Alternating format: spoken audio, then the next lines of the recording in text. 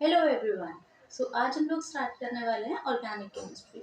Organic chemistry is itself a branch of chemistry, right. तो यहाँ पर हम लोग अब स्टार्ट करेंगे ऑर्गेनिक केमिस्ट्री, और ऑर्गेनिक केमिस्ट्री में हम लोग बेसिक से स्टार्ट करेंगे। एंड हम सारे कॉन्सेप्ट, सारी चीज़ें बहुत ही डिटेल में अच्छे से समझेंगे, ताकि आगे की जो कॉन्सेप्ट्स हैं ना वो आपको अच्छे से क्लियर हो जाए। क्योंकि अगर बेसिक्स क्लियर होंगे तो organic will be very easy and interesting also. Okay, तो हम लोग स्टार्ट करते हैं ऑर्गेनिक केमिस्ट्री।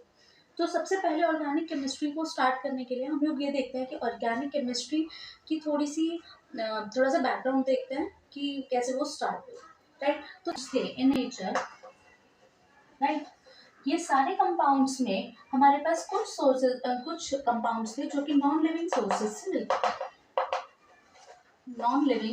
से मिलते थे, जिनको हमने नाम दिया इनऑर्गेनिक कंपाउंड्स, राइट। और कुछ थे जो कि हमें लिविंग सोर्सेज से मिल रहे थे, जिनको हमने नाम दिया ऑर्गेनिक कंपाउंड्स।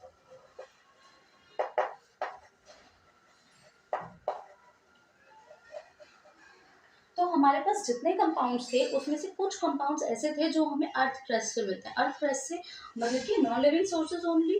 तो वो उन कंपाउंड्स को हम इनऑर्गेनिक कंपाउंड्स बोलते हैं। और कुछ कंपाउंड्स थे जो हमें लिविंग सोर्सेज से मिल रहे थे, मतलब कि प्लांट से, एनिमल से, डेड डिके प्लांट और एनिमल से मिल रहे थे, और उसको हमने नाम दिया ऑर्गेनिक कंपाउंड्स।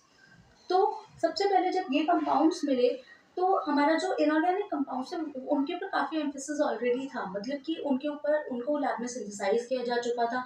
उनको हमने अच्छे से मतलब लैब में हम उन्हें देखते थे। बट जो हमारे ऑर्गेनिक कंपाउंड्स थे उनको आज तक कभी भी लैब में सिंथेसाइज नहीं किया गया था। उनको सिर्फ और सिर्फ नेचर के थ्रू ही हम ऑब्टेन कर रहे थे।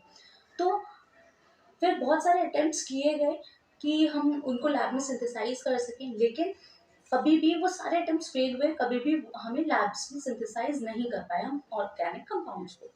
तो बर्जीलियस ने एक theory the. Berzelius, who is a scientist, Swedish scientist, Berzelius ने एक थ्योरी दी दैट, जिस थ्योरी को उन्होंने नाम दिया वाइटल फोर्स थ्योरी। ठीक है, वाइटल फोर्स थ्योरी। इस थ्योरी में बर्जीलियस ने क्या बोला कि हम ऑर्गेनिक कंपाउंड्स को लैब में सिंथेसाइज नहीं कर सकते। हमें अगर ऑर्गेनिक कंपाउंड्स चाहिए तो हमें उन्हें नेचर के थ्रू, प्लांट्स और एनिमल्स के थ्रू ही हम उन्हें ऑब्टेन कर सकते हैं। हम उन्हें खुद लैब में सिंथेसाइज नहीं कर सकते। ठीक है, तो उन्होंने क्या बोला that organic compounds cannot be synthesized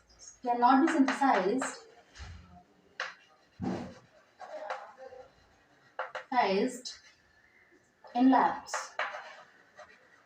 ठीक है, हम उन्हें लैब्स में सिंथेसाइज नहीं कर सकते। उसके बाद कुछ टाइम बाद एक और साइंटिस्ट आए जिनका नाम था फ्रेडरिक वोलर।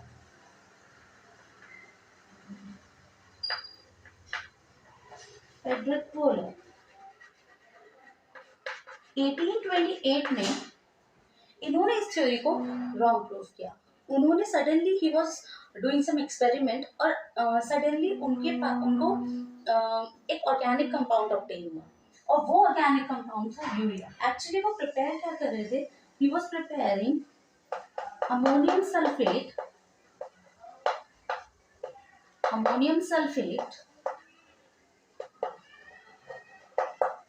और पोटाशियम साइनेट से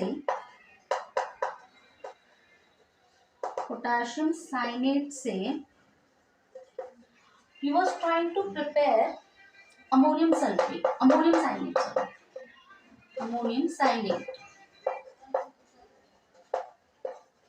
तो जब वो अमोनियम साइनेट प्रिपेयर कर रहे थे, बट इस रिएक्शन में हीट प्रोसेस चल ही रहा था, और वहां पर रीअरेंजमेंट हुआ। और इस रीअरेंजमेंट के बाद जो कंपाउंड हमें मिला वो अमोनियम साइनेट ना बनके ये कंपाउंड रीअरेंज होकर हमें मिलेगा NH2 that was urea, right. हमें क्या मिला, यूरिया।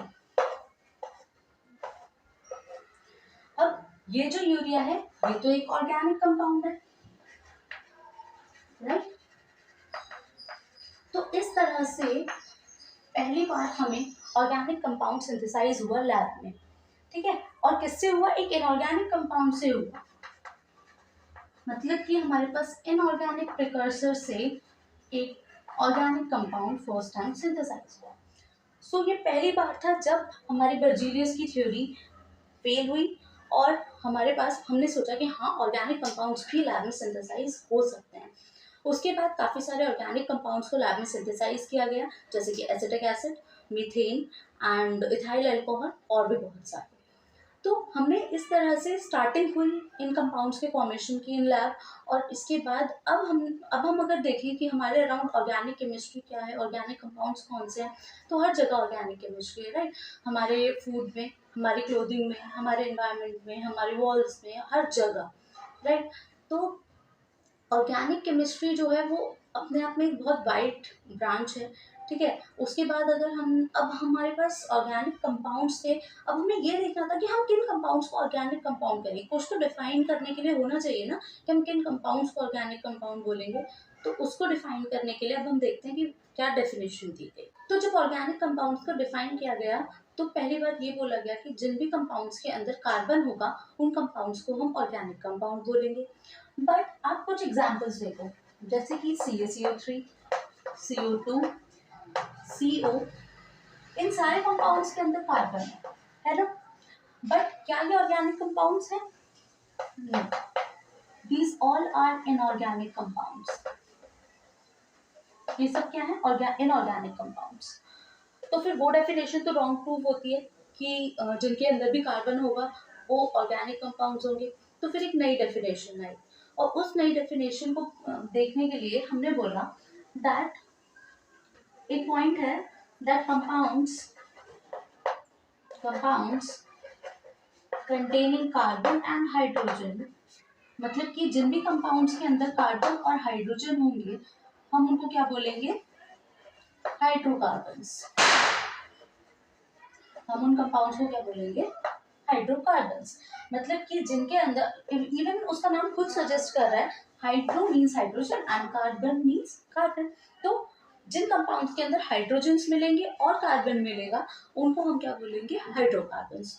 तो इसके बाद इस चीज को अब हमने क्या देखा कि कुछ कंपाउंड्स ऐसे भी थे ऑर्गेनिक कंपाउंड्स जिनके अंदर हाइड्रोजन को रिप्लेस करके कुछ एलिमेंट्स अपने आप को सब्स्टिट्यूट कर रहे थे, जैसे कि नाइट्रोजन था, फास्फोरस था, ऑक्सीजन था, सल्फर था।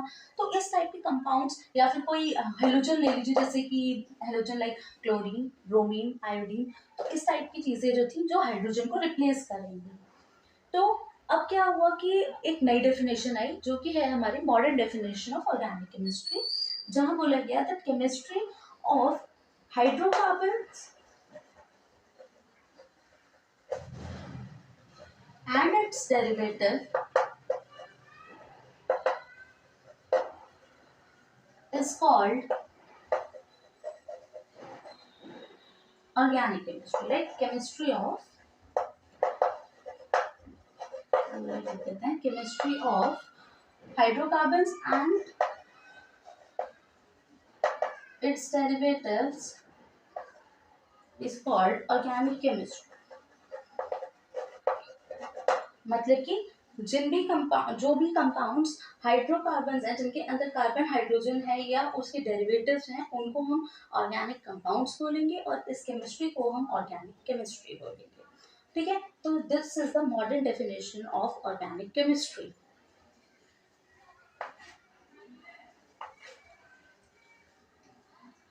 अब हमें आगे क्या देखना है कि हमने ऑर्गेनिक केमिस्ट्री में ये देखा कि उसको डिफाइन क्या किया गया।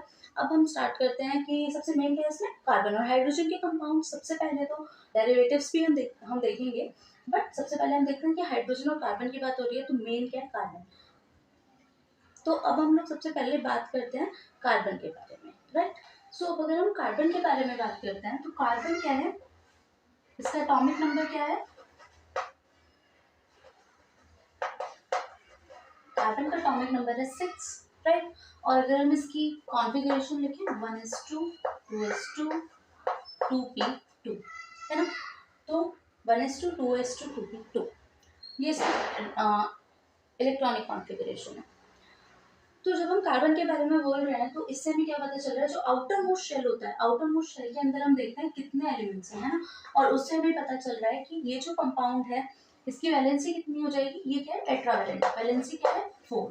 तो वैलेंसी अगर 4 है तो हम इसे बोलते हैं दैट द कार्बन जो होता है वो टेट्रावैलेंट होता है, मतलब कि वो 4 बॉन्ड्स फॉर्म कर सकता है और एलिमेंट्स के साथ, राइट। तो वो 4 बॉन्ड्स फॉर्म कर सकता है। अब ये बॉन्ड्स को फॉर्म कैसे करेगा, मान लीजिए मेरे पास, अच्छा किस टाइप की बॉन्डिंग शो करता है कार्बन, पहले उसके बारे में बात करते हैं। तो कार्बन क्या शो करेगा, आयनिक बॉन्ड या फिर कोवेलेंट बॉन्ड। तो आयनिक बॉन्ड फॉर्म करने के लिए एलिमेंट आयंस को लूज करना पड़ता है या गेन करना पड़ता है। तो अगर वो लूज करेगा तो हमारे पास C4 पॉजिटिव बनेगा, मतलब कि अगर वो 4 क्योंकि टेट्रावैलेंट है ना, तो अगर उसे नोबल गैस कॉन्फ़िगरेशन अचीव करनी है तो उसे 4 एटम्स को चार आयंस को लूज करना पड़ेगा, या फिर वो 4 आयंस को गेन करे, है ना, तभी वो अपनी नोबल गैस कॉन्फ़िगरेशन को अटेन कर पाएगा। बट ये दोनों ही वो नहीं कर सकता, क्योंकि ना ही तो उसके पास इतनी हाई इलेक्ट्रॉन गेन एंथैल्पी है, और ना ही इतनी हाई इलेक्ट्रॉन और ना ही इतनी हाई आयनाइजेशन एंथैल्पी है। तो इन दोनों ही केसेस में वो फेल कर जाता है, तो इसलिए वो आयनिक बॉन्डिंग ना शो करते हुए कोवेलेंट बॉन्डिंग शो करता है, और अलग और एटम्स के साथ शेयरिंग ऑफ इलेक्ट्रॉन्स करके अपनी बॉन्डिंग कंप्लीट करता है ना। तो इससे हमें क्या पता चला था, carbon forms covalent bonds, right. कैसी बॉन्डिंग करता है वो, कोवेलेंट बॉन्डिंग करेगा। चलिए अब हमने ये भी देख लिया, अब हमें क्या करना है कि अगर हमारे पास एक कार्बन है, अभी हमने क्या बोला, वो कितने बॉन्ड्स फॉर्म कर सकता है, 4, क्योंकि इसके पास ये देखो ऑलरेडी 4 है, मतलब कि नोबल गैस के लिए कितने चाहिए उसे अपने आउटर मोस्ट में 8। तो 8 करने के लिए 2 हमारे पास 1s वाले है ना, लेकिन वो, तो हमें आउटर मोस्ट देखना है, आउटर मोस्ट मतलब 2, ये जो लास्ट वाला नंबर है ये दोनों में 2 है, तो मतलब ये पूरा शेल जो है पूरा का पूरा आउटर मोस्ट है। तो इस आउटर मोस्ट में हमारे पास कितने हैं, 2 और 2, 2 + 2 4, हमारे पास 4 तो यहाँ से हो गए जो कि इस कार्बन के पास ऑलरेडी है। अब इसे 4 और चाहिए, 4 और के लिए ये क्या करेगा, हम अब इसे 4 और चाहिए तो 4 हाइड्रोजन से कंप्लीट करेगा ये, है ना, 4 हाइड्रोजन लेगा। तो जब इसने 4 हाइड्रोजन लिए तो ये क्या बना देगा, CH4, मतलब कि 4 अच्छा हम वैसे बॉन्डिंग करके देखते हैं जैसे हम पहले बनाते थे, राइट, लुईस वाला। तो यहाँ इसके पास 4 होते थे, हाइड्रोजन होते थे,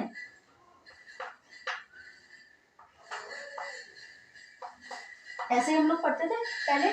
तो ये क्या करता था, शेयरिंग करता था ऑफ इलेक्ट्रॉन, इसी तरीके से हम पढ़ते थे शेयरिंग ऑफ इलेक्ट्रॉन्स, राइट। तो अब इसने क्या बना लिया, CH4, ऐसे ही होता।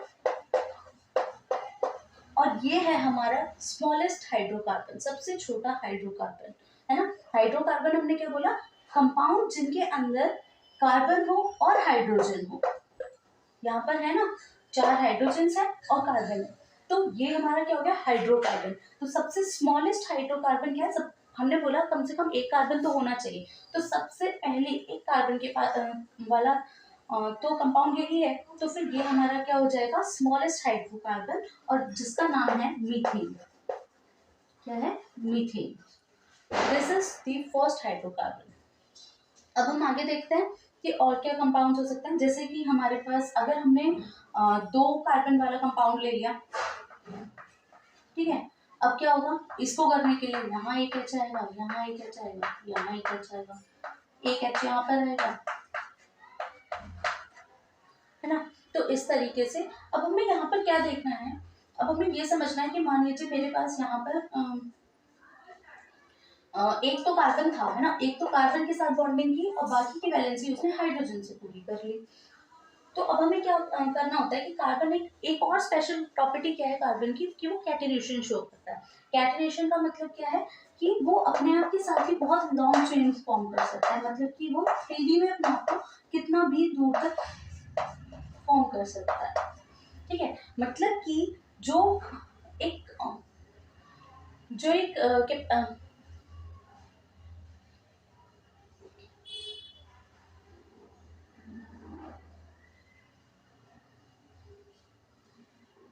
मतलब कि कार्बन के पास एक टेंडेंसी है टू टू कैटिनेट, है ना, मतलब कि वो कैटिनेशन शो कर सकता है, अपने ही साथ बॉन्डिंग करके लॉन्ग चेन फॉर्म कर सकता है, लॉन्ग अरेंजमेंट्स फॉर्म कर सकता है, ठीक है। इसी चीज को हम क्या बोलते हैं, कैटिनेशन।